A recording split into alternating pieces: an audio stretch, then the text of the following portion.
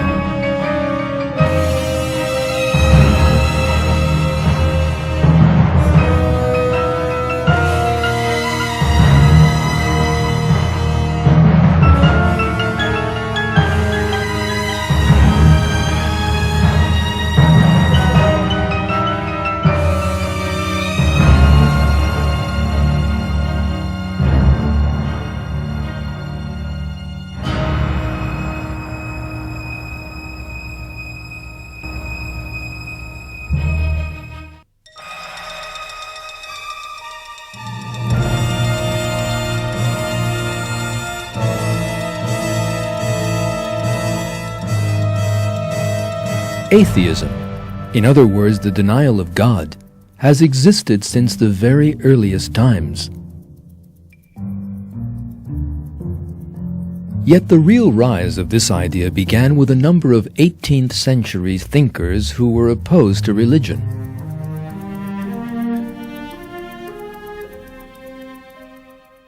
Materialists such as Denis Diderot, Baron de Holbach, and David Hume claimed that there was no world of existence outside that of matter.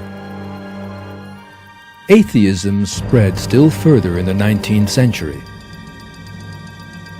Thinkers such as Feuerbach, Marx, Engels, Nietzsche, Durkheim, and Freud applied atheistic ideas to a number of different scientific and philosophical fields.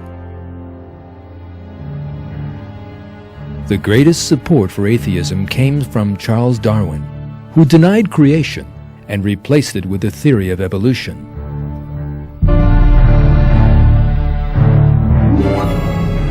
Darwinism offered a so-called scientific answer to the question, how did living things and man come into existence?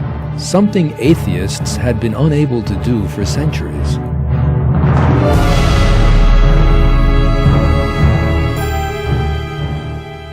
He claimed that there was a mechanism in nature that gave life to inanimate matter and then produced all the millions of different living species. A great many people came to believe that deception.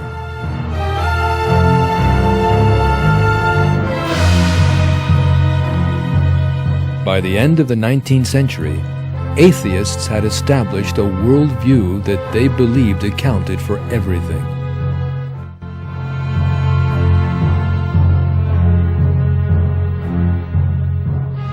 They denied that the universe had been created, saying that it had existed forever and had no beginning.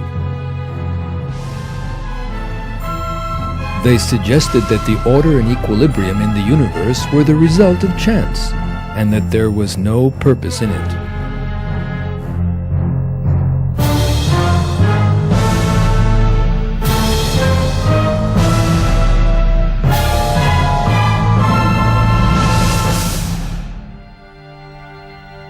They imagined that Darwinism accounted for the emergence of man and all living things.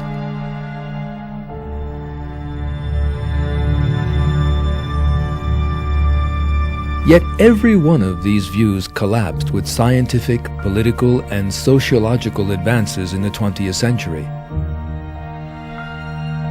Discoveries in a great number of fields, from astronomy to biology, from psychology to social ethics, fundamentally overturn the most basic assumptions of atheism.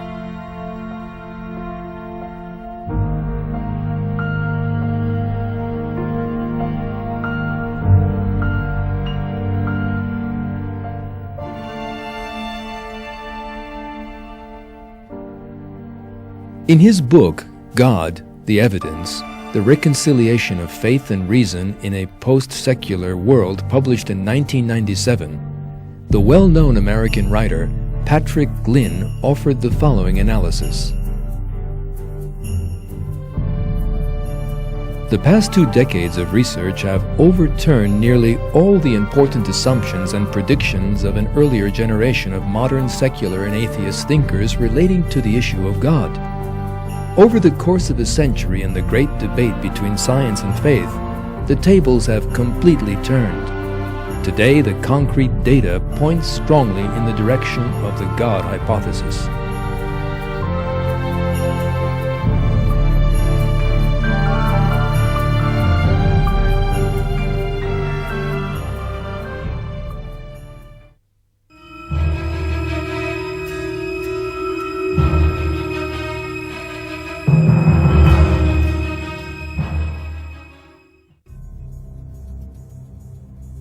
The first blow dealt to atheism by 20th century science came in the field of cosmology.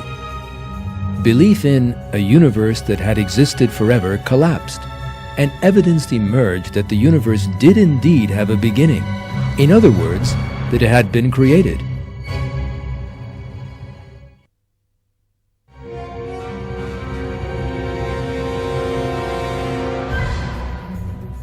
The idea of an infinite universe was first put forward by atheist philosophers in ancient Greece.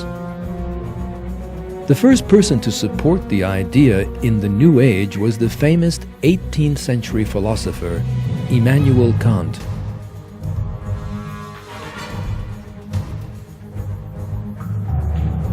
Kant claimed that the universe had existed forever, and that all possibilities could actually happen within that infinite expanse of time. In the 19th century, the view that the universe had no beginning, that there was no moment of creation, came to be widely accepted. Science would shortly prove, however, that the universe did indeed have a beginning. That proof came from the Big Bang theory.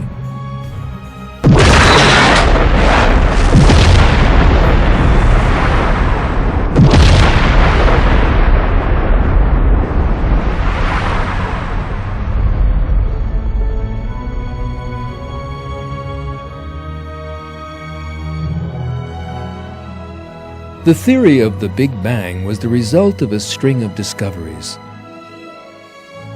In 1929, the American astronomer Edwin Hubble realized that the galaxies in the universe were constantly moving away from one another, which meant that the universe was expanding.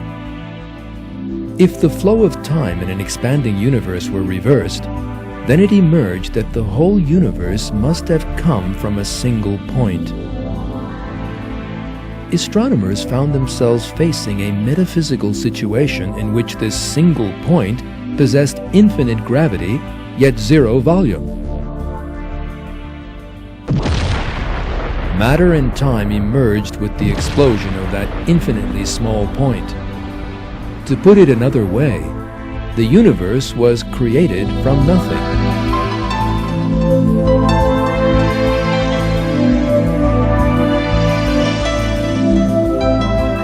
Although the Big Bang theory disturbed materialists, it continued to be supported by concrete scientific discoveries.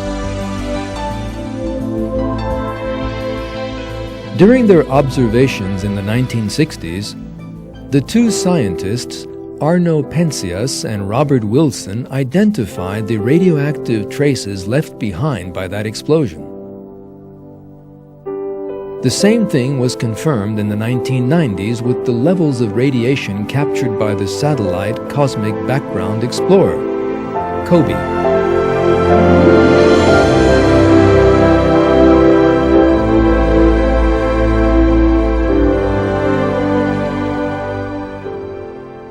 Today, atheists have been completely backed into a corner by these scientific truths.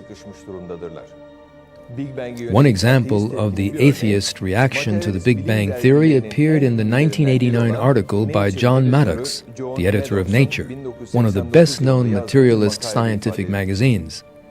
In that article, called Down with the Big Bang, Maddox wrote that the Big Bang is philosophically unacceptable because creationists and those of similar persuasion have ample justification in the doctrine of the Big Bang. He also predicted that the Big Bang is unlikely to survive the decade ahead. Yet despite Maddox's optimistic statements, the Big Bang Theory has since grown ever stronger, and many more discoveries confirming the creation of the universe have been made. The fact arrived at by modern astronomy is this: matter and time were brought into being by an infinitely powerful creator who is bound by neither of them. The creator of the universe we inhabit is God, Lord of all the worlds.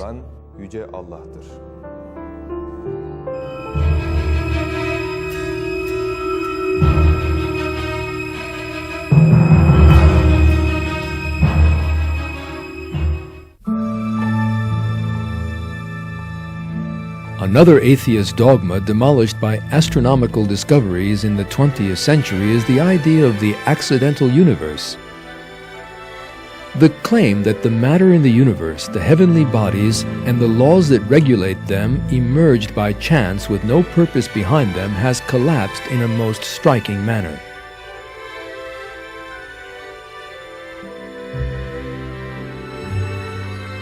It was in the 1970s that scientists first realized that all the physical balances in the universe had been set up in a most sensitive manner so as to permit human life.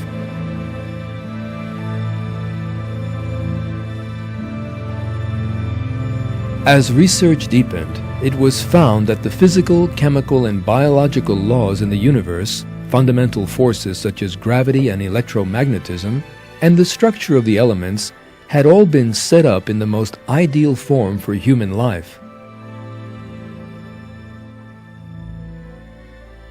Let us now consider a few examples of this. There is an extraordinarily sensitive balance in the initial expansion rate of the universe, that is, in the explosion force of the Big Bang.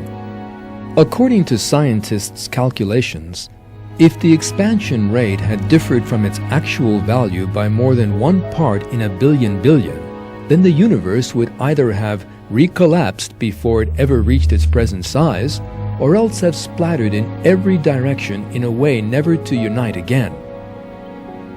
To put it another way, even at the first moment of the universe's existence, there was a fine calculation of the accuracy of a billion billionth. That, of course, is no coincidence. Physical forces such as gravity and electromagnetism are all at the necessary levels for an ordered universe to emerge and for life to exist.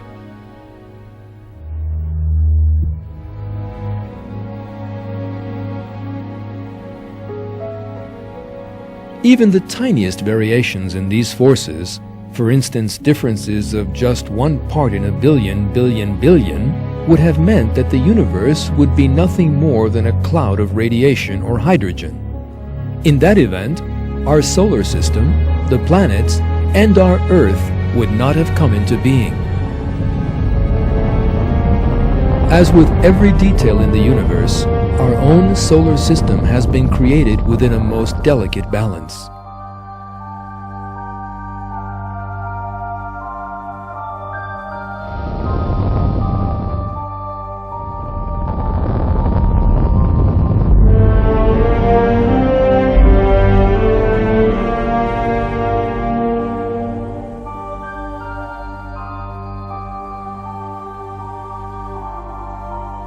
The size of the Sun, the wavelength of its rays, and its distance from the Earth are all at the levels necessary to support human life. Even the slightest deviation from these could destroy life on Earth at a stroke. The way that the Earth's atmosphere contains the gases necessary to allow respiration, or that the Earth's magnetic field is ideally suited to human life are just two examples of such important delicate balances.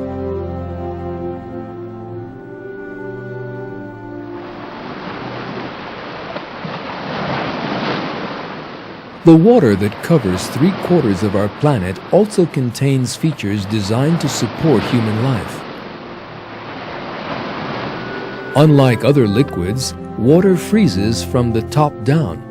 That prevents the seas from turning into blocks of ice and allows life to continue.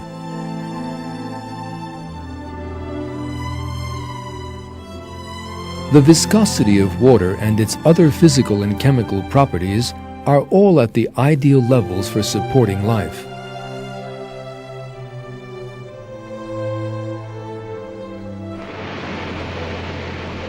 These delicate balances, of which we have seen a few examples, have led scientists to one important conclusion. There is an anthropic principle in the universe, as they describe it. In other words, every detail in the universe has been designed to make human life possible.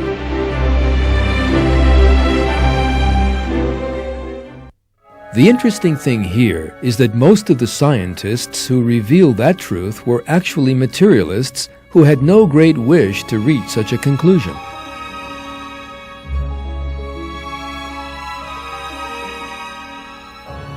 In his book, The Symbiotic Universe, the American astronomer George Greenstein admits the fact in these words: "As we survey all the evidence, the thought insistently arises that some supernatural agency must be involved. Is it possible that suddenly, without intending to, we have stumbled upon scientific proof of the existence of a supreme being?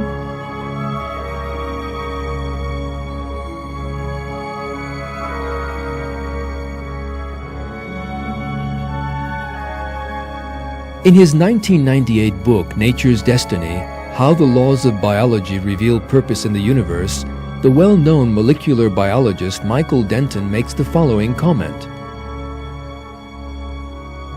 "The new picture that has emerged in 20th century astronomy presents a dramatic challenge to the presumption which has been prevalent within scientific circles during most of the past 4 centuries, that life is a peripheral and purely contingent phenomenon in the cosmic scheme.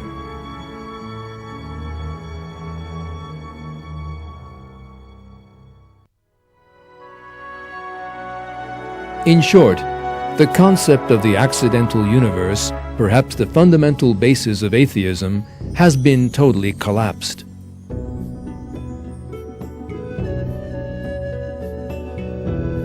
The deceptive nature of the concept was revealed in the Qur'an some 1,400 years ago.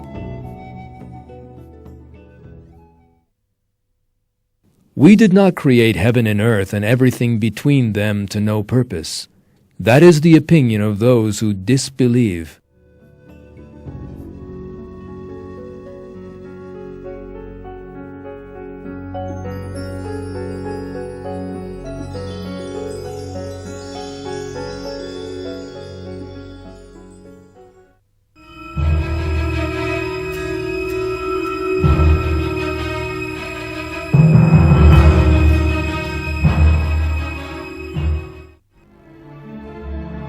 The most important foundation of atheism as it reached its peak in the 19th century was Darwin's theory of evolution.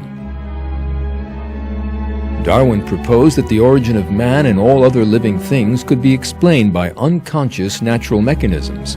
In that way, he offered a false explanation for the origins of life for which atheists had been unable to account for hundreds of years. In fact, the atheists of the time rushed to embrace Darwin's theory. Beginning with Marx and Engels, 19th century atheist thinkers described the theory as lying at the heart of their philosophies. However, the major support of atheism itself collapsed with the scientific discoveries of the 20th century.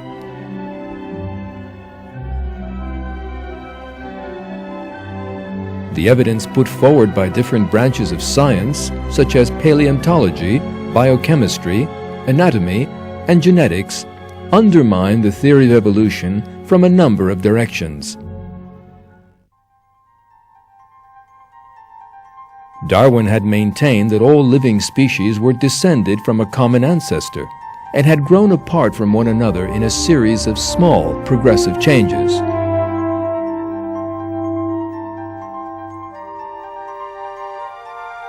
He hoped that fossils would provide evidence for that claim.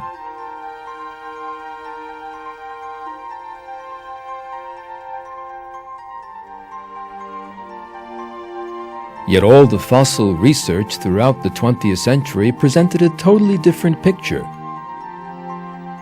Not one transitional species that might prove Darwin's theory was found.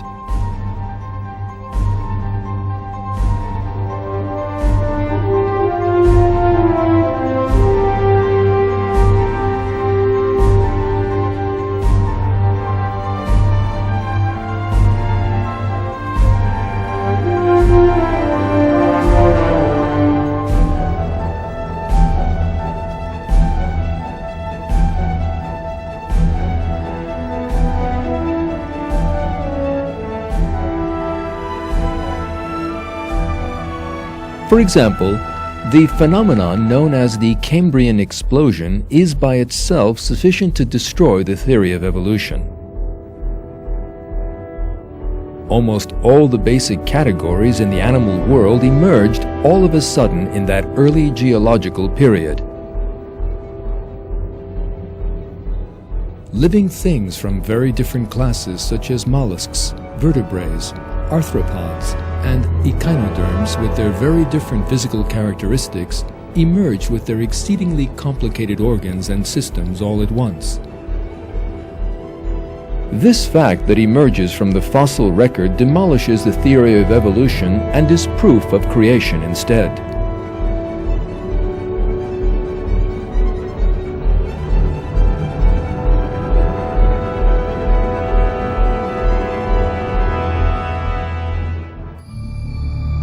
In putting his theory forward, Darwin based it on the idea that animal breeders produce different species of dog or horse.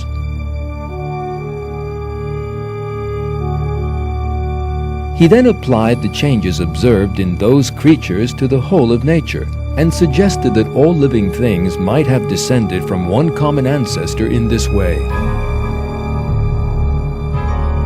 However, that claim was made in the light of the low level of the 19th century science, and discoveries made in the 20th century demolished it. Decades of observations of different animal or plant species reveal that variation within living things never went beyond specific genetic bounds.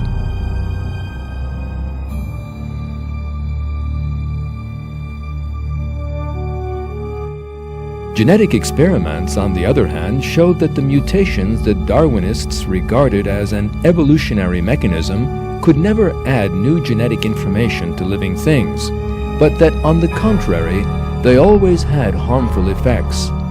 The countless mutation experiments carried out on fruit flies only yielded deformed individuals.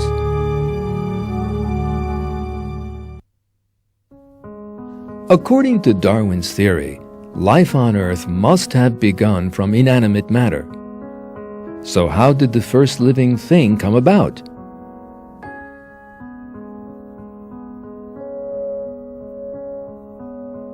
Darwin failed to address that issue, contenting himself with writing that the first cell could easily have formed in some warm little pond.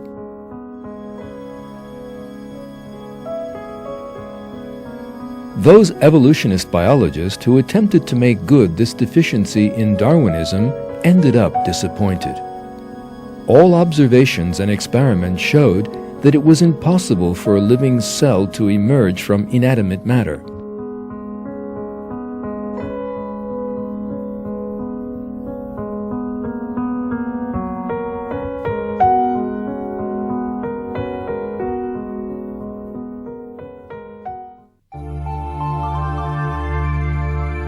Scientists then discovered something else in the second half of the 20th century. Life, and especially the living cell and the complex organelles within it, is full of the most complicated designs.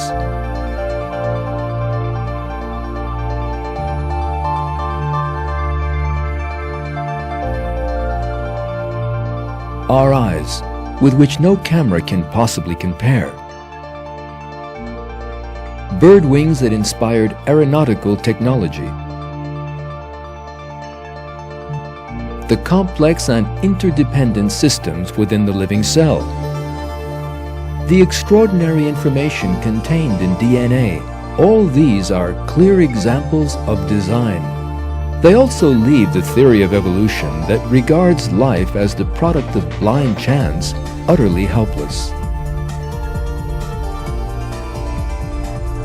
These scientific facts left Darwinism backed into a corner by the end of the 20th century. Scientists in many Western countries, particularly the United States, today reject Darwinism in favor of the theory of intelligent design. The reason for that is that the scientific facts show that life emerged with design, not by chance. In short, science once again confirms the fact that God created all living things.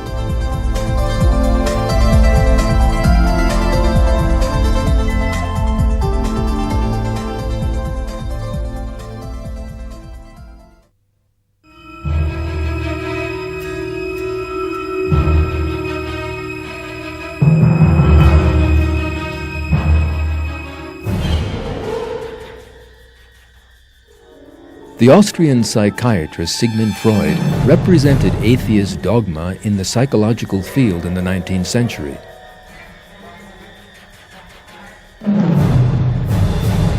Freud put forward a theory of psychology that denied the existence of the soul and attempted to explain man's internal world in terms of sexual impulses.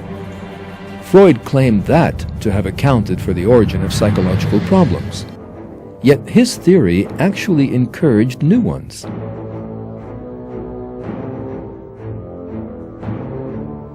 This teaching, which describes man as a species of animal that lives only to satisfy its selfish desires, actually increased loneliness, fear, and depression in people by debasing spiritual values. Pictures by artists influenced by Freud depicted the dark world of that teaching.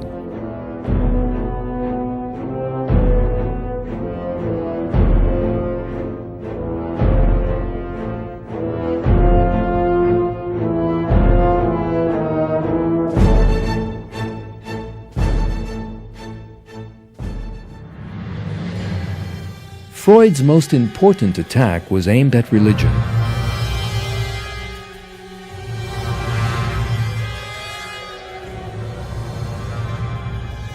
In his book, The Future of an Illusion, published in 1927, he alleged that religious belief was a kind of mental sickness and maintained that religious beliefs would disappear as man progressed. Other prominent 20th century psychologists were fervid atheists too, as well as Freud.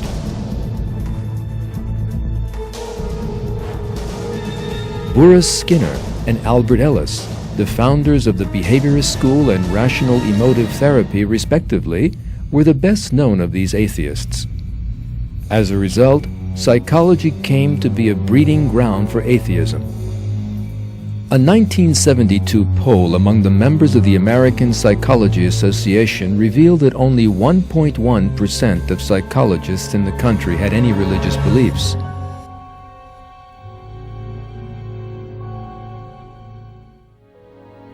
Yet the great error into which most psychologists had fallen was unmasked by means of their own researches.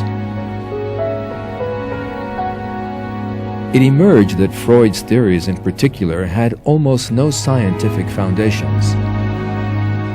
It was also realized that contrary to the claims of Freud and certain other psychological theoreticians, religion is a fundamental of mental health.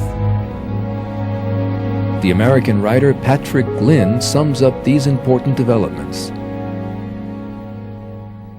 Scientific research in psychology over the past 25 years has demonstrated that, far from being a neurosis or source of neuroses, as Freud and his disciples claimed, religious belief is one of the most consistent correlates of overall mental health and happiness.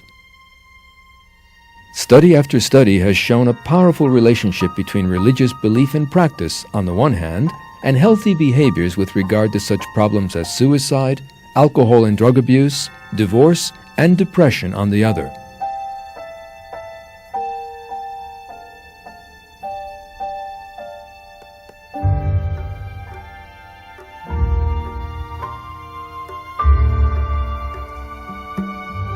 In other words, atheism suffered a terrible defeat in the realm of psychology.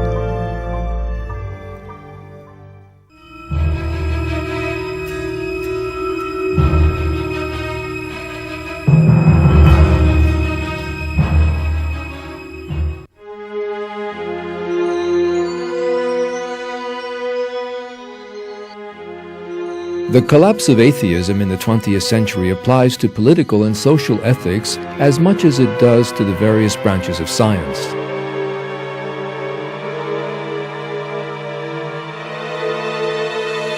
The overthrow of communism is one of the most important examples of this.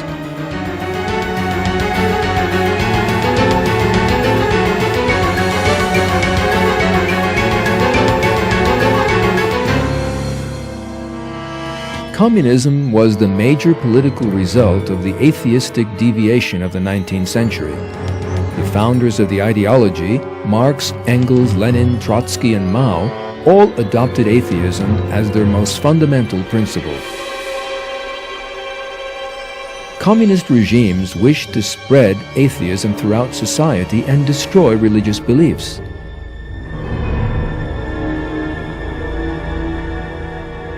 Terrible oppression was aimed at religious communities, particularly Muslims in Stalin's Russia, Red China, Cambodia, Albania, and certain Eastern Bloc countries. This even turned into genocide.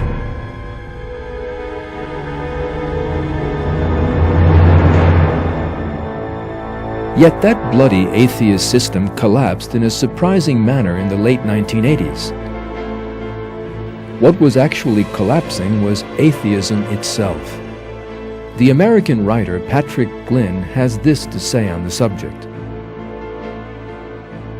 As historians penetrate the circumstances of the communist collapse, it is becoming clear that the Soviet elite was itself in the throes of an atheistic crisis of faith. Having lived under an atheistic ideology,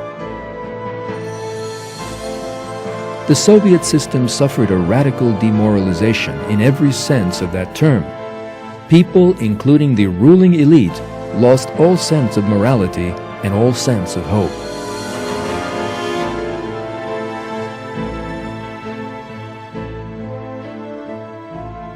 One interesting sign of this atheistic crisis of faith in the Soviet system was the reforms President Mikhail Gorbachev tried to implement.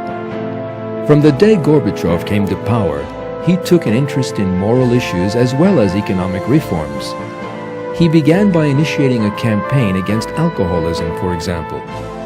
He employed the old Marxist-Leninist concepts for a while in order to raise the morale of society.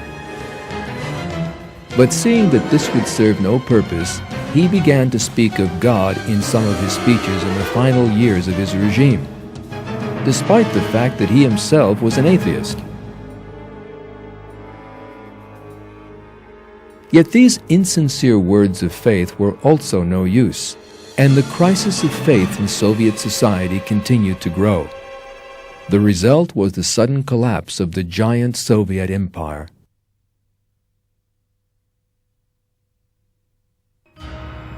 Communism was not alone in the 20th century. Fascism, another product of the 19th century atheist philosophies, also collapsed. Fascism was a philosophy that can be regarded as a synthesis of atheism and paganism. Friedrich Nietzsche, regarded as the ideological founder of fascism, praised paganism, fiercely attacked the divine religions, and even described himself as an antichrist. Nietzsche and Martin Heidegger, one of his disciples, were the main sources of inspiration behind Nazi Germany.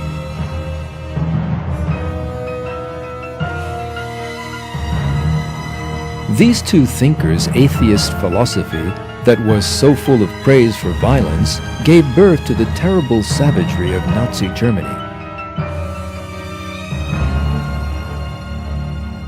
Once Hitler and his closest followers, who were all atheists, had turned Germany into a state of fear, they embarked on the bloodiest war in history. That slaughter, known as World War II, cost the lives of 55 million people.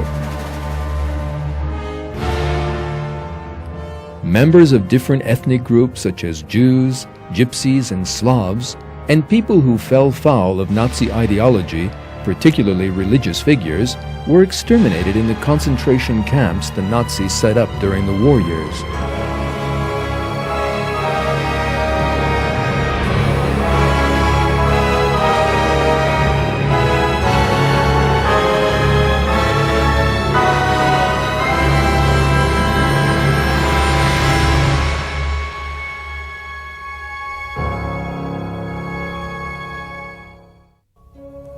Another social result of atheism emerged in liberal Western societies in the second half of the 20th century.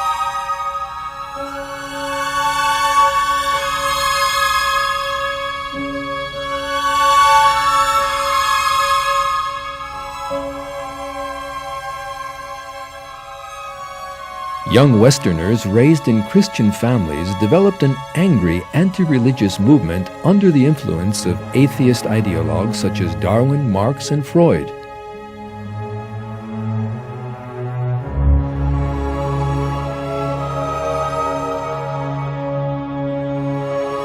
That movement developed rapidly in the United States and Western Europe in the 1960s and gave birth to the sexual revolution and the hippie dream that accompanied it.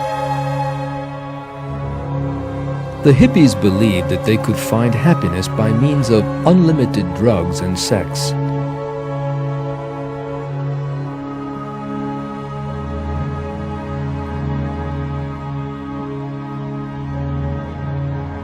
These young people who poured onto the streets to the words of John Lennon's song Imagine, in which he spoke of a world with no countries and no religion too, were actually undergoing a mass deception. In fact, a world without religion actually brought them to an unhappy end. The hippie leaders of the 1960s either killed themselves or died from drug-induced comas in the early 1970s. Most of the young people who found themselves on the missing list on police station walls were the victims of drugs.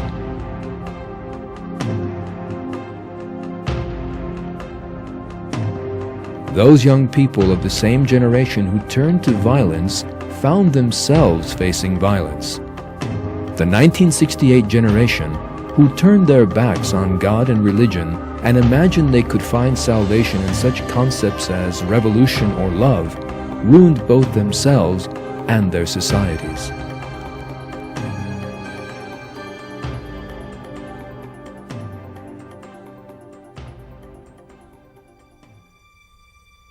The information we have so far briefly summarized clearly shows that atheism is undergoing an inevitable collapse. In other words, mankind is turning to God. This truth is not restricted to the political and scientific fields we have discussed here. From politicians to film and pop stars, many opinion formers in Western society are more religious than before. There are now many people who have seen the truth and believe in God after living for years as atheists.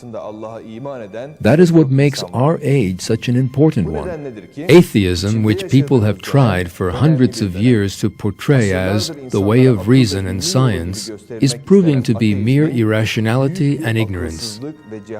Materialist philosophy attempts to use science for its own ends, and yet it is science that is actually destroying it. It is inevitable that that should happen. Atheism is the greatest irrationality possible. The Quran stresses the error of those who deny the existence of God.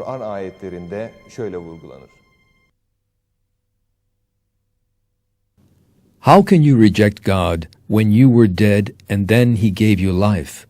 Then He will make you die and then give you life again. Then you will be returned to Him. It is He who created everything on the earth for you, and then directed His attention up to heaven and arranged it into 7 regular heavens. He has knowledge of all things.